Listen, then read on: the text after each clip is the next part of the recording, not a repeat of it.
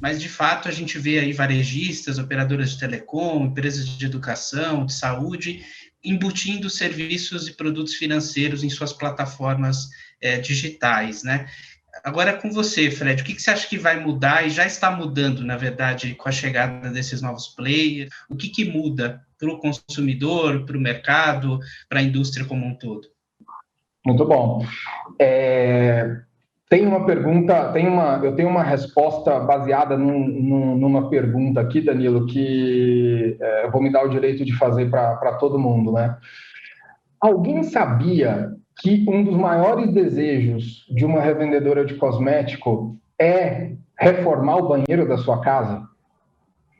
E uma das coisas que a revendedora de cosmético, e eu estou falando da revendedora de cosmético, uma das coisas que ela utiliza, ela gostaria de utilizar o recurso do recebível dela, que ela vende na maquininha, seja qual for o cosmético, e aí eu não vou me dar vou me dar o direito de não citar, porque tem vários nomes, né? Mas um dos maiores desejos é utilizar o recebível da maquininha para poder colocar como uma garantia de um crédito para a reforma de um banheiro.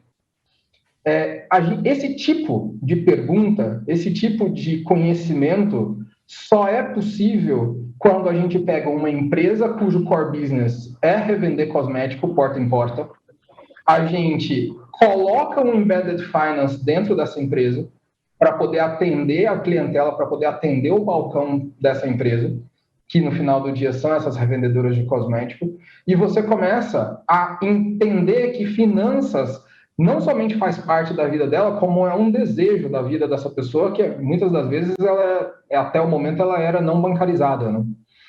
Então, esse tipo de oferta, reforma de um banheiro para uma revendedora de cosmético, tendo como garantia do empréstimo os recebíveis de uma maquininha, que ela pega essa maquininha e vai de porta em porta vender perfume, vender creme, etc., só é possível quando a gente consegue responder, quando a gente consegue ter um contato muito próximo.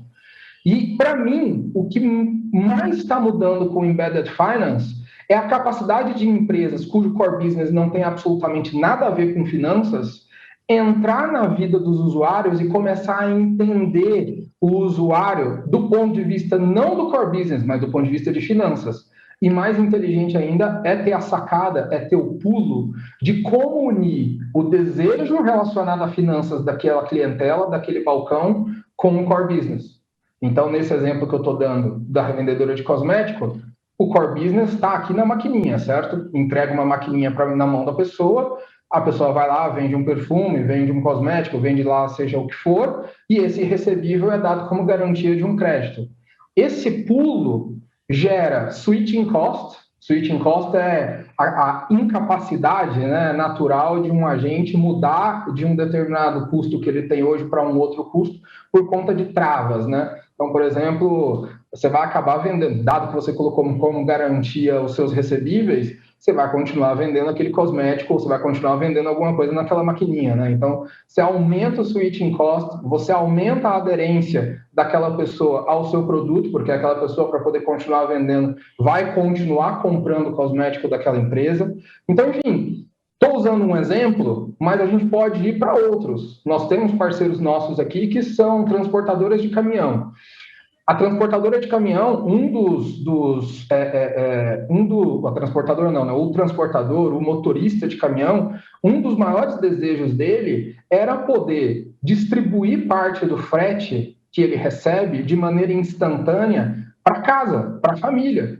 Porque ele tem uma família que às vezes está a 1.000, 2.000, 3.000 quilômetros de distância dele e que ele gostaria de dar um cartão adicional para um filho, dar uma mesada para um filho de maneira simples, num aplicativo em que o dedo dele consegue apertar os botões, né? Porque às vezes o dedo...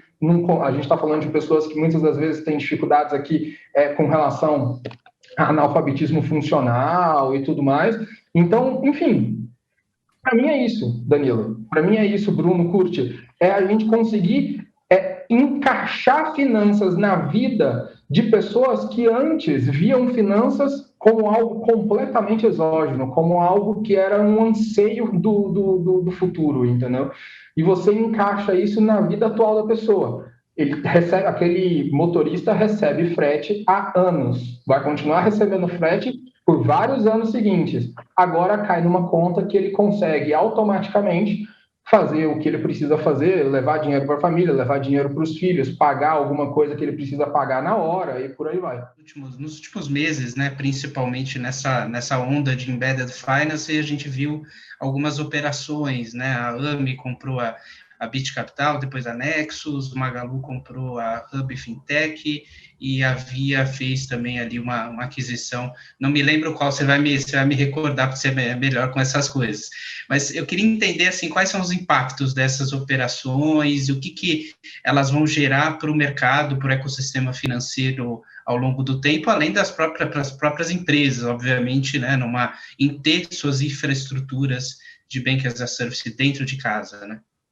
Não, legal. A empresa que, na verdade, quem eles adquiriram foi a Airfox, né? Eu acho que a Via adquiriu a Airfox faz um tempo, que era responsável pela criação da Bank, que é o banco digital, né? O Bank ali do grupo Via, né? Mas é bem isso, assim, a gente tem esse movimento acontecendo. Tem alguns dados legais que eu acho que também vale trazer para dar um pano de fundo para essa conversa, que o pessoal da Bain Capital Ventures, né? Eles fizeram um estudo em 2019 dizendo que o mercado de embedded finance ia até 2030 movimentar 3,6 trilhões de dólares, né?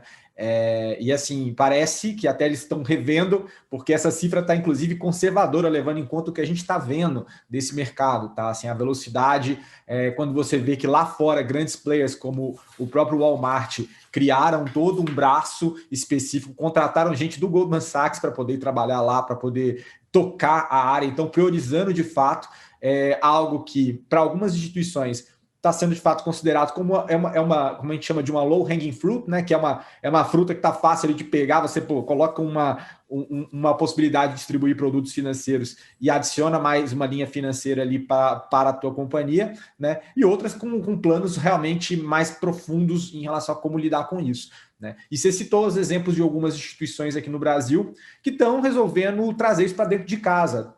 Isso aí vai muito da estratégia, né? Assim, acho que eu vejo operadores de diferentes tamanhos utilizando a ajuda de empresas de Banking as a Service e entendendo que faz sentido, né? Mas alguns estão ali com uma ambição um pouco mais alta, o caso da Magazine que comprou a Hub Fintech que você havia mencionado. Então, assim, de fato, tentando botar isso dentro de casa por razões estratégicas, né?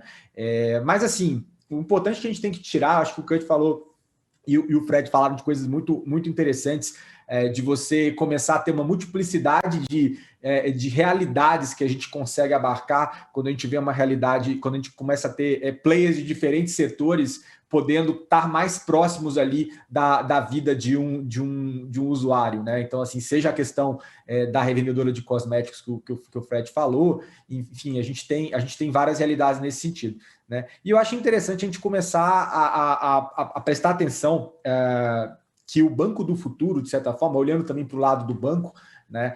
Hoje, quando a gente começa a ver várias jornadas financeiras em empresas de diferentes setores, a gente também fala de um negócio que você mencionou na conversa anterior, que é a combinação de serviços financeiros e não financeiros. Então, o próprio, como eu estava falando, o banco do futuro, ele vai precisar, sim, também ter esse upgrade no sentido de ser mais até do que a gente tem essa visão do banco, porque hoje banking não é um lugar onde você vai, né? Mas é algo que você faz em qualquer lugar e provido por diferentes players, né? Então, essa coisa mais monolítica, estática que a gente tinha do banco, né? Que sim é um símbolo de solidez e tudo mais, mas para as novas gerações, imagina as novas gerações, elas não vão ver diferença, elas vão ver que elas podem ser bancarizadas ou consumir serviços financeiros, eles não vão entender, primeiro, a coisa que a gente, na nossa geração, tem de olhar um espaço físico onde eu preciso ir, né, me deslocar para fazer isso,